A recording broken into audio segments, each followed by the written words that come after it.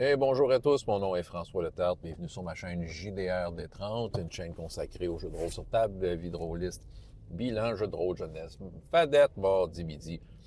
Le premier bilan de l'année en fait, puis écoute, retour de vacances de Noël, je vais vous dire, j'étais pas mal sloppy. Et c'était peut-être pas le meilleur moment parce qu'il y avait une grosse bataille de masse, qui aurait peut-être nécessité que je revise un peu les règles de combat de masse, mais bon, je vais vous en reparler de toute façon.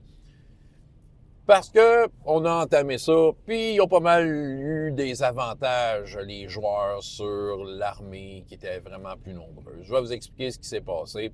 Un petit cheat du jeu, signé moi-même, qui les a grandement aidés. Mais en tant que tel, oui, il s'apprêtait à affronter l'armée des adversaires. Il avait gagné du temps les dernières fois. L'Homme Dragon a fait une grosse tirade, citant leurs exploits aux troupes adverses qui les a ébranlés. Ça leur a acheté du temps. OK? En tant que tel, les personnages joueurs, par exemple, se sont fait pogner par surprise par un dirigeable invisible qui leur envoyait des bombes. Puis là, il y avait la femme chat du groupe qui a réussi à rentrer dans le dirigeable grâce aux géants. Ils ont un ami géant, eux autres, les personnages joueurs, qui a permis de les lancer dedans parce que le dirigeable n'était pas si haut que ça. Ça, je vais y revenir aussi parce que ça a été une scène en tant que telle, mais le restant du temps, bon, c'était d'attaquer les troupes. Bon, les règles de combat de masse de Chroniques oubliées, c'est déjà sloppy à la base. Là. Fait qu'imagine, moi, j'étais sloppy par-dessus sloppy. En tant que tel, pour une demi-journée de travail, si on veut, pour une demi-journée d'effort, en tant que tel, veut dire, tu roules un D6, c'est le nombre d'unités qui se fait perdre aux adversaires. Tu sais, les orques avaient peut-être une vingtaine d'unités, tandis que du côté des joueurs, ils n'ont juste 6. Mais ils sont protégés par une montagne, c'est un peu ça leur affaire. Sauf qu'en leur achetant du temps, ce que je leur permettais, c'est de faire perdre des points d'unité à l'adversaire avant que l'adversaire se ressaisisse.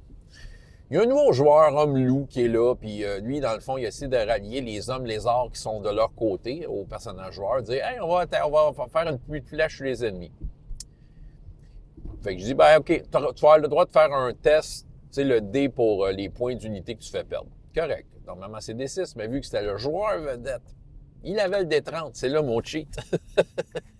Ah, ben, tu sais, c'est à moi d'assumer mon D30, mais il a roulé un jet, qui était pas si pire, là, genre un 8, là, finalement, c'est un D30, sauf qu'un des joueurs, c'est un prêtre, puis il y a une espèce de truc, intervention divine, il est capable de changer le résultat d'un dé. Il a dit, ben non, il a fait un 30, je prends mon pouvoir du jour, poc! OK!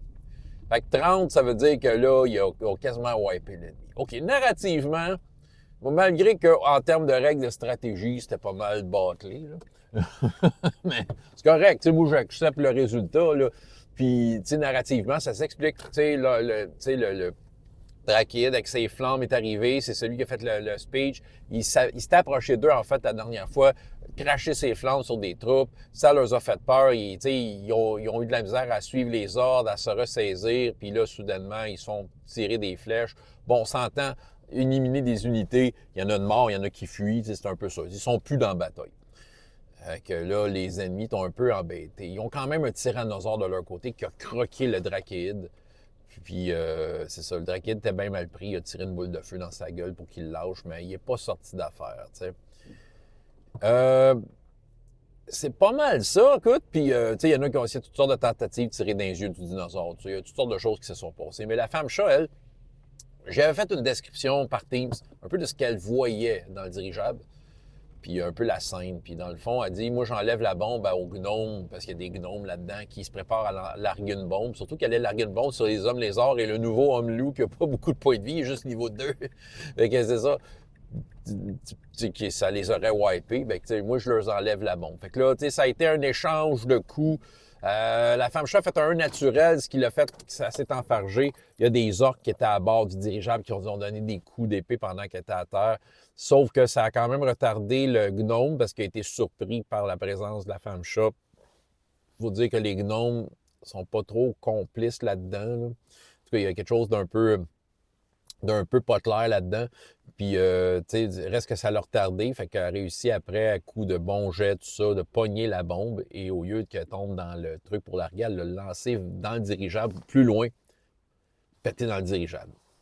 Fait que là, faire des tests de la femme chat, mais tu sais, c'est une voleuse, elle a des capacités comme par rapport quand elle fait des chutes, par rapport à l'esquive, quand il y a justement des affaires comme des bombes. Fait que tu sais, c'était le personnage tout désigné pour ce genre de casquette-là et s'en est sorti haut la main. Il était très fier de ça. Ça, c'était legit en tant que tel. Euh, Leur enjeu, leur problème, c'est qu'en fait, les troupes du clan de la mâchoire, les ennemis avec leur tyrannosaure, étaient motivés par un magicien qui s'est joint à eux. Un magicien que certains de ces joueurs-là connaissent parce que l'an passé, ils l'ont comme sauvé. Il est comme viré du mauvais bord. Oxymère. Il était là au débord avec un grimoire, tout ça, puis voilà. Mais là, ce qu'ils vont apprendre, c'est qu'il n'est plus là. Lui, il allait là probablement faire plaisir aux orques pour nourrir le tyrannosaure, mais lui, il avait un autre but. Et probablement, c'est le fameux donjon que les joueurs ont refusé de visiter au début. Peut-être que lui, il va aller prendre ce qu'il y a dedans pour ses sombres dessins. Surtout que là, c'est ça. Je sais qu'il n'écoute pas mes vidéos, fait que je spoil, là, mais c'est parce qu'Oxymai est possédé par la reine Girta, reine nécromancienne d'Apotique, qui a été détruite il y a de cela peut-être 2 ans par une autre gang, là, mais bon, nécromancienne qui possède un puissant magicien du royaume au nord. En tout cas, ça sera pas beau si Oxymai réussit. C'est ce que j'avais à vous raconter. François Letard, JDR des 30, et jusqu'à la prochaine fois. Ayez autant de plaisir dans la vie que dans les jeux. Au revoir.